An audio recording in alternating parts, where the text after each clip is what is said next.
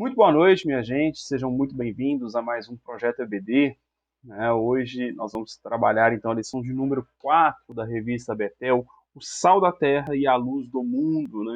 Essa lição tem como objetivo mostrar o propósito, do cristão, a importância de nós testemunharmos o Senhor e qual o propósito que tem a nossa vida cristã nesse mundo. Amém? Então, antes da gente entrar na lição, pedir a você para curtir, comentar, compartilhar e se inscrever no canal, seja aqui no nosso canal, seja no canal da igreja, tá? Então, por favor, pare o vídeo aí um pouquinho, já curte, já se inscreva no canal, deixe seu comentário e compartilhe aí com seus amigos, com o pessoal da sua igreja, tá bom? O sal da terra e a luz do mundo. O texto base está no livro de Marcos, Evangelho segundo Marcos, capítulo 9, versículo 50. Diz assim: bom é o sal, mas se o sal se torna insulso, com o que o adubareis?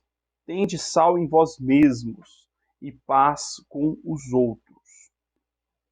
Interessante que o comentarista da revista ele já começa dizendo o seguinte: olha, nós somos chamados e capacitados para sermos diferentes e influenciadores para a glória de Deus. E é exatamente sobre isso que a lição vai tratar. Como devemos influenciar o mundo e como, de fato, influenciar o mundo enquanto cristãos. Ou seja, somos chamados para fazer a diferença, para influenciarmos com o nosso testemunho, com as nossas atitudes, com a nossa identidade. É interessante que ele vai trabalhar isso lá no final. Ser sal e ser luz é uma questão de identidade cristã.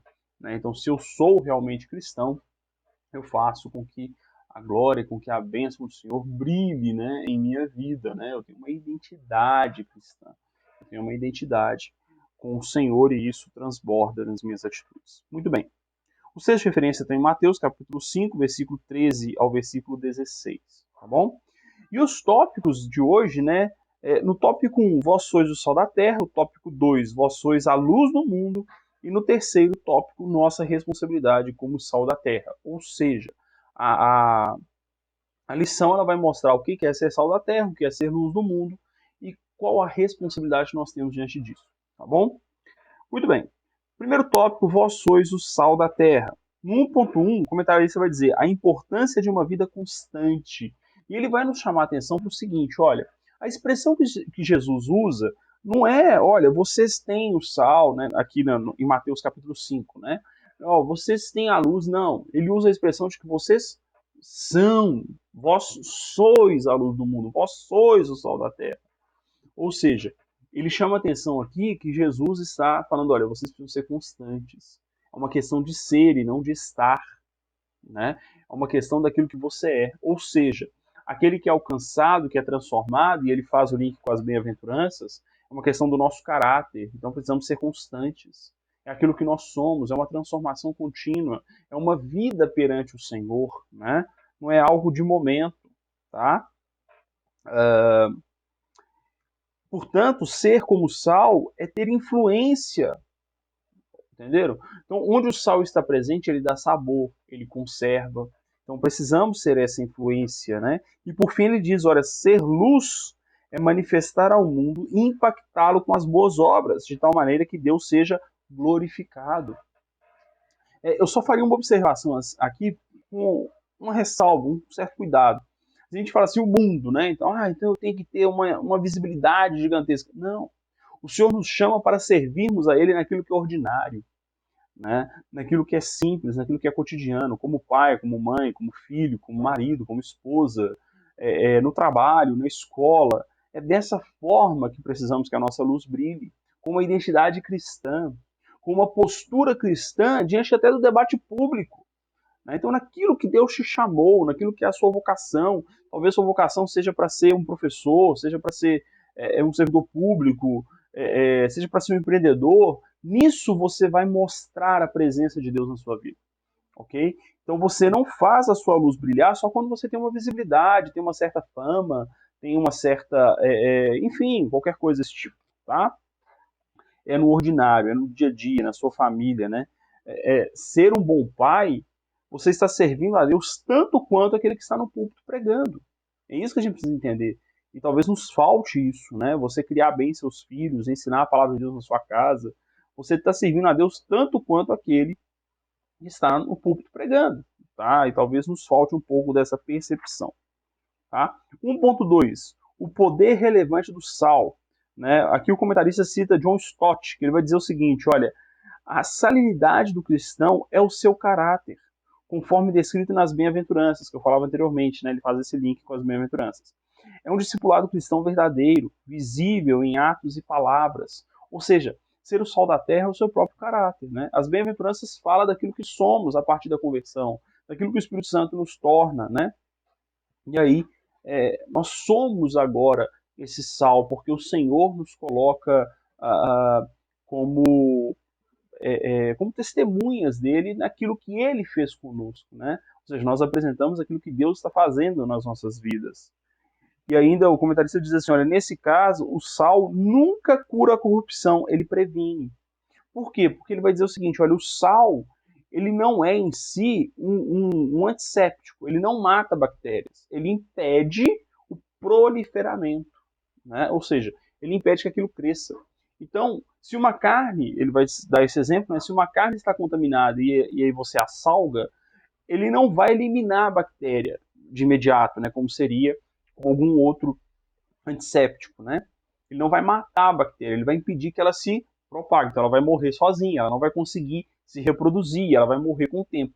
Então ele não mata de imediato, ele impede que aquilo se alastre. E assim tem que ser a postura cristã, né? Nós, como cristãos, sendo o sal da terra, a gente não vai eliminar a corrupção do mundo, a gente não vai transformar o mundo num lugar perfeito, mas nós vamos impedir que essa corrupção atinja nossos lares, né? O Espírito Santo em nós, né, melhor dizendo, vai impedir, né, que essa corrupção se alastre dentro das igrejas, em nossas vidas, em nossos lares e assim por diante. Né? Então é um freio, né, a corrupção do mundo, é um freio à própria condição pecaminosa que nós vivemos. Né? Então o testemunho do servo de Deus precisa ser, de alguma maneira, esse empecilho à expansão do pecado. Ok? 1.3. O sal que provoca sede. E aqui é uma reflexão extraordinária que o comentarista traz. Será que nossa vida está atraindo as pessoas para virem a Cristo ou expulsando-as? Né? Será que a minha vida realmente faz, poxa, eu quero conhecer esse Jesus, eu quero viver esses valores, eu quero entender essa palavra como você entende, eu quero ver a realidade como você vê. Né? E talvez isso também nos falte, né? A percepção de que a Bíblia ela não é um conjunto de regras, né, apenas, tá?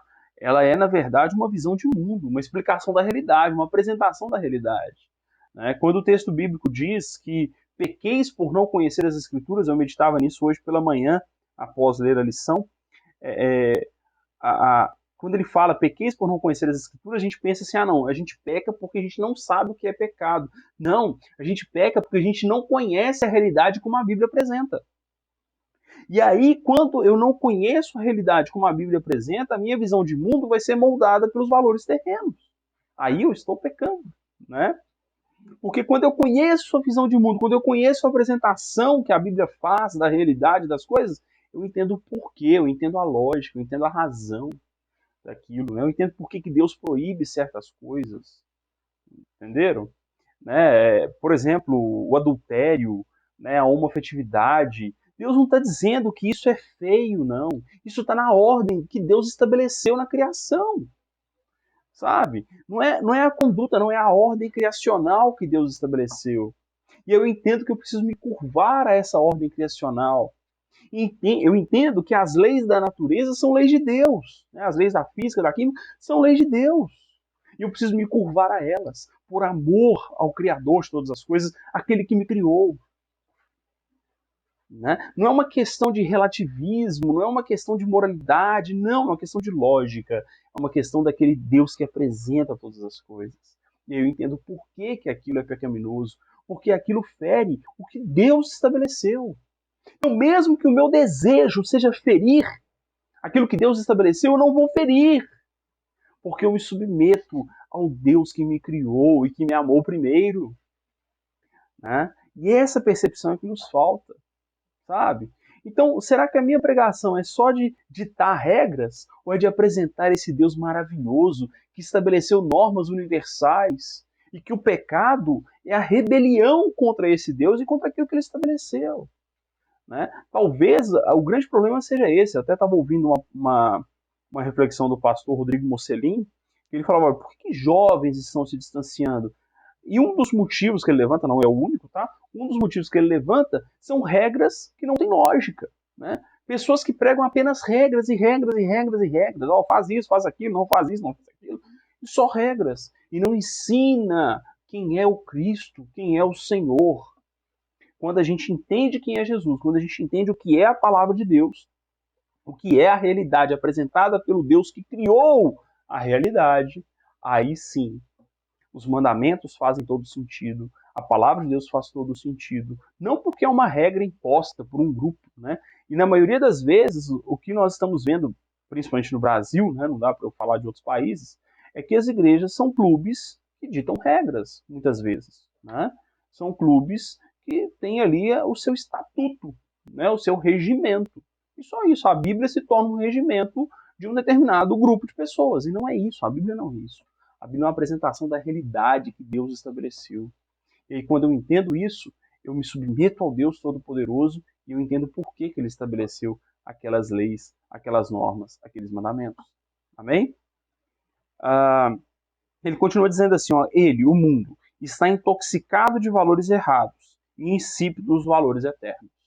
Valores, olha a expressão do comentarista, eu achei que ele foi muito feliz nisso aqui. Valores. Né? O que são valores? Valores é aquilo que fundamenta as coisas, é aquilo que é, digamos, a substância, né? Que é a essência da norma. Então, se eu tenho uma proibição, uma permissão, um mandamento, ele reflete um valor. E os valores bíblicos são exatamente o caráter de Deus. Né? Por que não matar? Porque Deus é o dono da vida e eu não tenho autoridade de dizer que o outro vai viver ou morrer. Né? Por que não adulterar? Porque Deus estabeleceu a família. E eu não devo tratar isso como algo banal, porque eu estou desrespeitando o que Deus estabeleceu. Né? Que mais? Sei lá, né? Vários exemplos aí, né? Por que não cobiçar? Porque eu preciso viver com aquilo que Deus tem me dado. A cobiça humana, ela é por si pecaminosa, porque o meu coração é enganoso, o pecado habita em mim. Então a minha cobiça será pecaminosa. Por que eu não devo me irar? Quando o Senhor fala do homicídio, ele fala da ira também, né? Ainda no Sermão do Monte, né? Quando ele fala, olha, foi dito não matarás. Eu digo que se você se irar contra o teu irmão, você já pecou, você já cometeu homicídio. Né? Por quê? Porque o homicídio é o desaguar, é o final da ira, né? É quando eu não controlo a minha ira. Né? E por que isso? Porque a minha ira é pecaminosa. Entendeu? Só a ira de Deus é santa. Só a ira de Deus é santa. A minha não. A minha é invada de pecado e tudo mais. E quando eu entendo isso, que a Bíblia apresenta essa antropologia, né? Essa visão do homem pecador, limitado pelo próprio pecado, eu entendo por que Deus estabelece esses mandamentos, né? E assim por diante, né? Então o mundo está intoxicado, né? E nós precisamos apresentar esses valores eternos para o mundo, não simplesmente ditar a regra e provocar essa sede pelo Criador, pelo Deus de todas as coisas, pelo Senhor de todas as coisas. Muito bem. Segundo tópico. Vós sois a luz do mundo. 2.1. A luz deve brilhar. O comentarista diz assim: brilhar faz parte da natureza da luz. É para isso que ela existe. Jesus disse que somos luz para esse mundo. Olha, a luz ela precisa brilhar. Se nós somos essa luz, a gente não pode se esconder. Os valores cristãos não podem ser escondidos. É aquela brincadeira do crente agente secreto, né? Ninguém sabe que ele é crente. Ninguém sabe que ele é cristão, né? A gente brinca assim, crente até Satanás é, né? Que acredita, sabe que Deus existe e reconhece seu poder, né? Então usar aqui o termo cristão. O verdadeiro cristão, ele não é um agente secreto. Ele apresenta, não, eu sou um cristão. E ele apresenta os valores cristãos. Né? Então brilhar aqui não é simplesmente dizer, não é nominal. Né? É ter uma vida de acordo com o que a Bíblia ensina. Isso é o brilhar. Né? E também não é ser aquele cristão legalista ou permissivo, né? É anunciar o que é a palavra de Deus. é anunciar o que é a apresentação de Deus na Bíblia, né? É um cristão que brilha a partir das Escrituras, né? Por ser moldado pelas Escrituras. 2.2. Não se pode esconder uma luz. A instrução divina é que possamos reluzir e se fazer conhecidos em todos os segmentos, pois quando restringimos a dimensão da nossa vida espiritual somente aos limites dos cultos ou dos nossos lares, estamos escondendo o que deveria ser amplamente apresentado. De novo, é o que eu falava anteriormente. Precisamos viver a palavra de Deus em todos os aspectos da nossa vida, né? Não podemos restringir a religião, o cristianismo, aos nossos lares e às igrejas. Esse é o grande erro do cristianismo ao longo da história. Permitir que a fé fosse empurrada para a particularidade. Né? Após a Idade Média, com o início da modernidade, né? O que marca, na verdade, a modernidade nem é uma questão temporal, é uma questão de visão de mundo. Né? É uma condição que a fé ela é jogada para escanteio, né? E agora é razão, é humanismo. Né? Essa é a marca da modernidade. Né? E nós não podemos aceitar essas coisas. Né? A fé precisa ser vivida publicamente. Né? Uma fé vivida no particular não é cristianismo. Pode ser qualquer outra coisa, menos cristianismo. Tá? A fé verdadeira em Jesus, ela é vivida publicamente. Né? Todos sabem que você é cristão, todos percebem que você busca seguir a palavra de Deus. É claro, nós somos falhos, mas buscamos seguir a palavra do Senhor. Amém? 2.3, Cristo, nossa fonte de luz. O texto nos ensina que é a nossa luz que deve brilhar, e não nós. A luz que brilha em nós é a vida compartilhada por Cristo. Gente, isso aqui é muito importante, né? Eu achei essa expressão interessante. A nossa luz deve brilhar, não nós. Né? Eu acho interessante analogias, não sei se é o Piper, acho que não é o Piper, não. Enfim, é um teólogo americano, eu esqueci aqui o nome, mas eu já falei isso aqui. Eu acredito que esteja na aula do meu canal sobre a luz do mundo, né, que eu comento o Sermão do Monte, acho que sobre a luz do mundo deve ter lá esse nome, o nome do teólogo. Né? Mas é basicamente o seguinte, a luz do mundo, né, você acende uma lâmpada, ele usa essa analogia, você não fica olhando para a lâmpada, né? Acende a lâmpada aqui e fica olhando para a que lâmpada bonita. Não. Você acende uma lâmpada para que ela ilumine o ambiente e você perceba quem está ali. Né? E aí ele usa a analogia do ministério do palco e o ministério do holofote. Né? Qual que você está vivendo? Você está no palco ou você é o holofote que aponta para Cristo? Né? Então a nossa luz deve brilhar para que aponte para Cristo. Né? Não é a lâmpada que tem que ser vista, mas Cristo. Amém?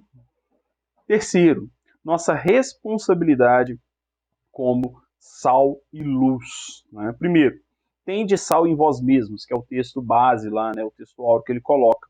O comentarista diz assim, ter sal é permitir que o Espírito Santo e a palavra nos limpem e eliminem os elementos destrutivos que existem dentro de nós. Só um detalhe, não é eliminar, é impedir que cresça demais, né? Porque o pecado habita em nós, diz Paulo em Romanos capítulo 7.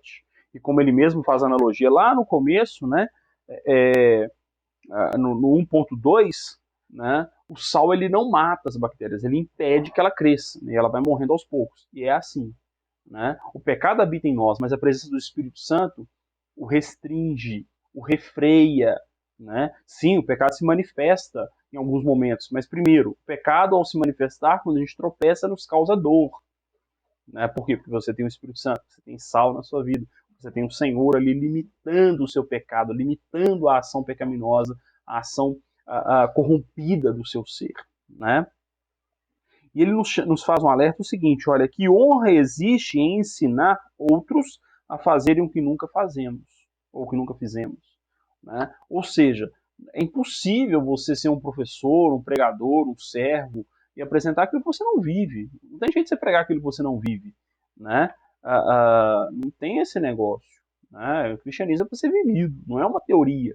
Ok? 3.2. Quem pratica a verdade vem para a luz. Né? Ele coloca assim, olha, que influência pode ter uma lamparina apagada na escuridão? Nenhuma. Né? Assim também é a vida de um cristão sem o brilho da graça divina em sua vida. O mundo está em trevas, né? E se você não está em comunhão com o Senhor, não tem o azeite, né, lá na parábola das 10 virgens, que valor tem? Que influência tem? Nenhuma. Então precisamos praticar a verdade, praticar a palavra de Deus. É o único jeito de estarmos em comunhão com o Senhor, né? Ter o azeite de reserva é ter uma vida devocional constante. Eu ouvi uma reflexão, se não me engano, do Douglas Gonçalves, né, do canal Dizscope, e ele é pastor, né?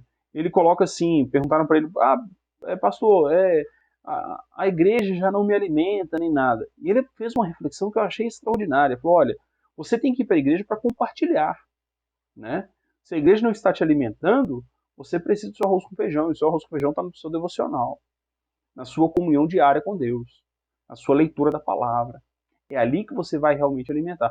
É óbvio, uma igreja precisa oferecer um alimento mais sólido. Não estou dizendo isso não estou tirando a responsabilidade da igreja não. Mas você como cristão precisa ter ali o seu relacionamento com Cristo diariamente, tá? Se você ficar só passando a responsabilidade para os outros, você não vai ter uma vida cristã saudável, tá? Então precisamos ter comunhão para que possamos brilhar, né? Para que a luz possa brilhar em nós. Amém? 3.3, sal e luz, uma perfeita combinação. Ele coloca assim, olha, o sal impede e interrompe a corrupção. E a luz, devemos compartilhar a verdade, mostrando o caminho de Deus aos perdidos. Ser sal e luz é uma questão apenas de identidade. É isso que Jesus disse que somos. É o que eu falava lá no começo, né, da identidade. O sal impede que a corrupção se propague, se alastre, né? E a luz, ela mostra a verdade. Ela apresenta a verdade em Cristo, né? Então é uma vida de santidade e de testemunho do Senhor. Amém? É interessante que eu não me lembro em qual tópico, né, eu deixei de marcar aqui, mas ele fala o seguinte, olha, o sal se dilui, se dissolve, e a luz se gasta. Né, seja lá as candeias, as lamparinas, vai consumindo azeite, vai consumindo combustível, seja uma vela que vai se desgastando, o pavio, a cera, seja uma lâmpada elétrica, ela tem uma vida útil, né? Claro, cada vez maior, né, as lâmpadas. Mas assim, seja fogueira, né? É importante lembrar que na época que a Bíblia foi escrita, as fontes de luz era fogo, né? Então era a candeia com azeite, era uma fogueira alimentada ali por lenha, era uma tocha, né? Geralmente envolta ali em algum pano com azeite, com óleo, com betume, alguma coisa assim, né? Alguma substância inflamável. Então vai consumindo, né? Olha, nós precisamos ser consumidos pelo Espírito Santo, né? Nos entregar, né? A realização da obra de Deus, a realização da pregação, né, do magistério, né, de ser professor na igreja, precisa nos desgastar. Né? Precisa haver um desgaste natural, um desgaste na presença de Deus. Amém? Eu espero que tenha ajudado os irmãos, tenha aí contribuído para você que é professor, para você que é aluno da escola bíblica. Né? Espero que tenha sido válido esse nosso resumo, essa nossa pequena contribuição. Amém? Deixe nos comentários aí suas dúvidas, caso precise. Quem estiver assistindo no meu canal tem os canais lá de contato comigo, né, direto. Né? E é isso. Que Deus abençoe. Até o próximo vídeo. Um grande abraço.